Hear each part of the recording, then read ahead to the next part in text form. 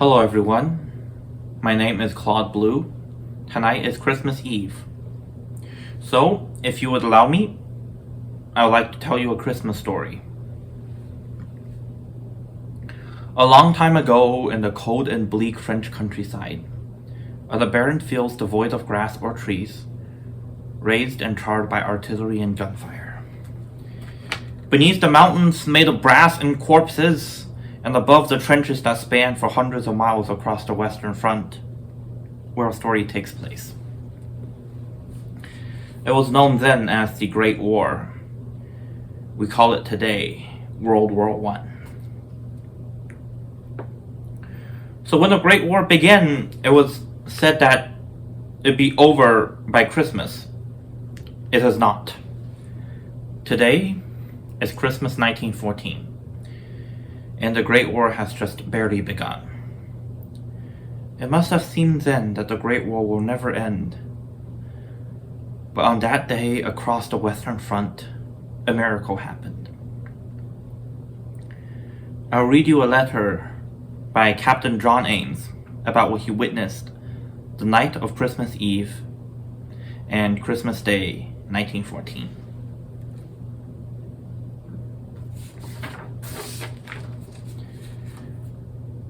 I have just been through one of the most extraordinary scenes imaginable. Tonight is Christmas Eve, and I came up to the trenches this evening for my tour of duty in them. Firing was going on all the time, and the enemy's machine guns were at it hard, firing at us. And then about 7, the firing stopped. I was in my dugout, reading a paper, and the mail was being dished out. It was reported that the German had lit up their trenches all along our front. We had been calling to one another for some time now, Christmas wishes and other things. I went out and they shouted, "No shooting!" And then, somehow, the scene became a peaceful one. Our men got out of their trenches and sat on the parapet, and the Germans did the same. And they talked to one another, in English, in broken English. I got on top of the trench and talked to some Germans and asked them to sing a German Volkslied, which they did. Then our men joined in and sang with them quite well, and each side clapped and cheered for the other. I asked a German who sang a solo to sing one of Schumann's songs, so he sang the Two Grenadiers splendidly. Our men were a good audience, and we really enjoyed his singing. So my lieutenant and I walked across and held a conversation with the German officer in command. One of his men introduced us properly. He asked for my name and then presented me to his staff. I gave the latter permission to bury some German dead that were laying between our trenches.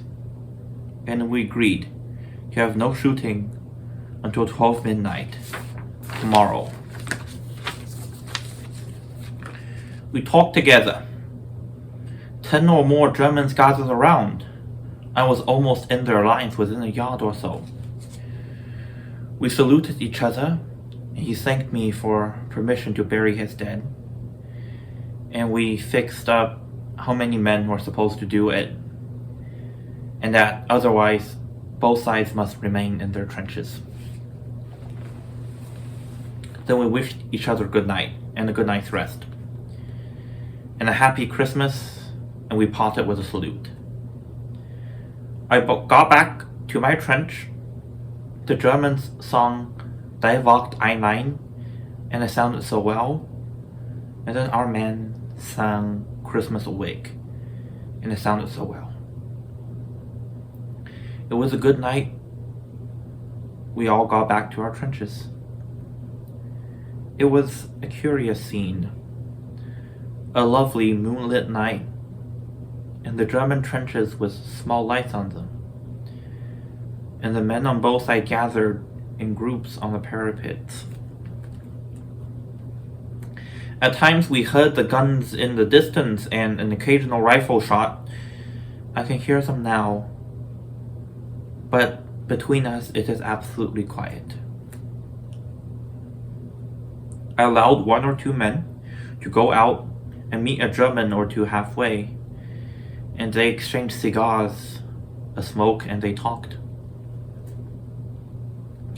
The officer I spoke to hoped that we shall do the same on New Year's Day, and I said, yes, if I'm still here.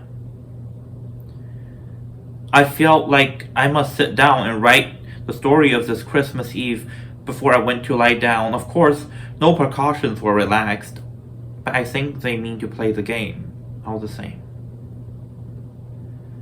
I think I shall be awake all night, just to be on the safe side. It is weird to think that tomorrow night we shall be at it hard again. If one gets through this show, it will be a Christmas time to live in one's memories. The German who sang really did have a very fine voice. I'm just off for a walk around the trenches to see that all is well. Good night. Christmas Day. We had an absolutely quiet night in front of us. So just to our right and our left, there were sniping ongoing.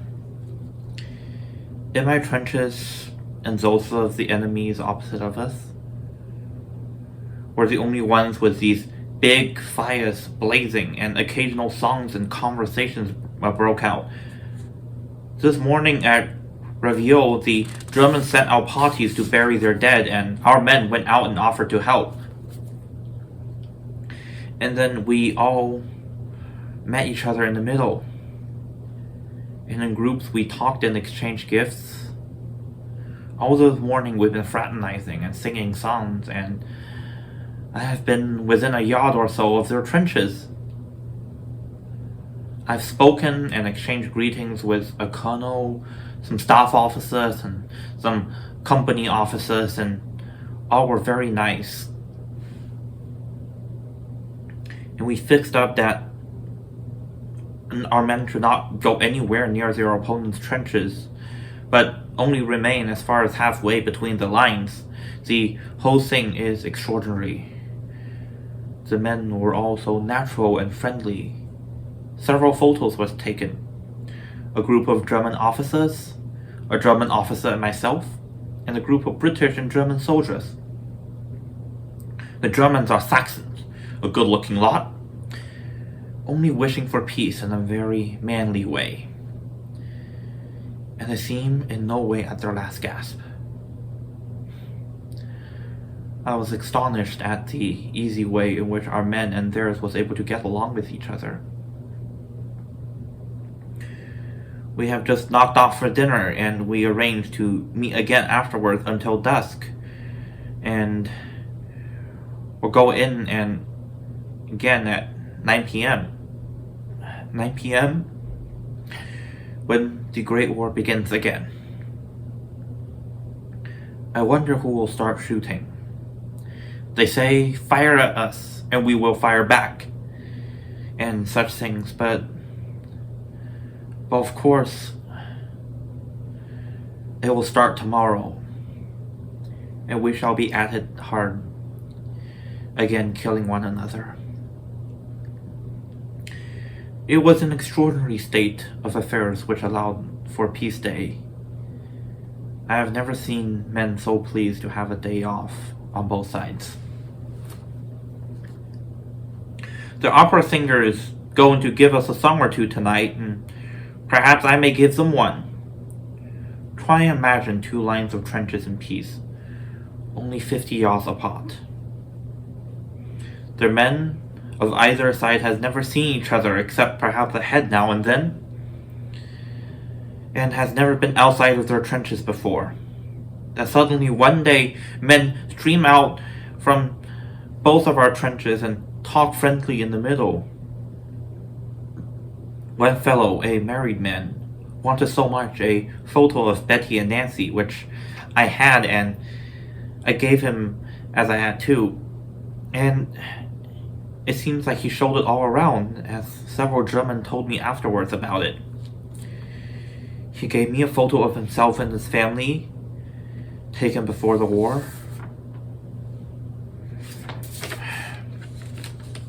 We must finish now, and I want to send this letter off today. Have just had dinner. Pork chop, plum pudding, mince pies, ginger, and a bottle of wine and a nice cigar. We've drunk to all those at home, and especially to you, my darling one. Must go outside now to supervise the meeting between our men and the Germans. We'll try to write again in a day or two. Keep this letter close and carefully, and send copies to all. I think they'll be interested. It did feel funny walking towards alone to the enemy's trenches to meet someone halfway, and then to arrange a Christmas peace.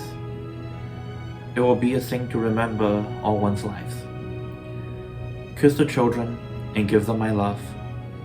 Write me a long letter and tell me the news. I hope the photo come out alright. You'll probably see them in some paper. Yours, Jake.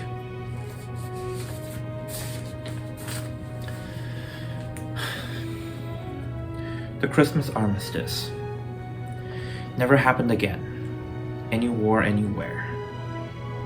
But for one day, one Christmas in 1914, everyone just put down their weapons and started to sing. Everyone just stopped. Everyone was just kind. Christmas has a lot of meaning for each of us.